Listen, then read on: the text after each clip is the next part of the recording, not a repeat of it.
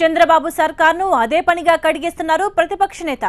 2019 elections target గా పెట్టుకున్న జగన్ తండ్రి బాటలోనే నడిచి అధికారంలోకి రావాలని ప్లాన్ చేస్తున్నారు. మహాపాదయాత్రతో అన్ని వర్గాలను కలుసుకుని వైసీపీ జెండాను ఎగరవేయాలని పక్కా స్కెచ్ వేస్తున్నారు వైఎస్ జగన్.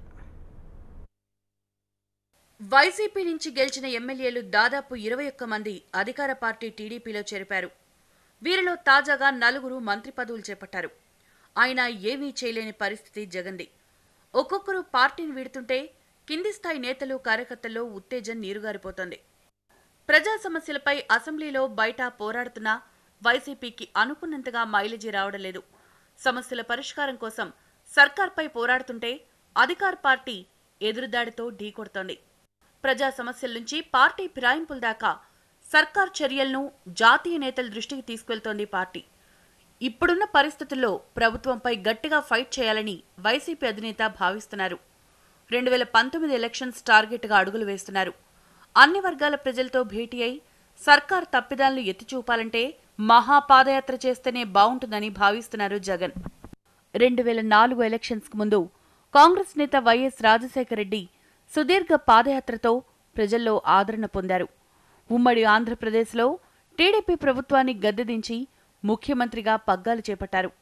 ఆనాడు వైఎస్ చేపట్టిన పాదయాత్రే కాంగ్రెస్ను అధికారంలోకి తీసుకొచ్చిందంటారు రాజకీయ నిపుణులు.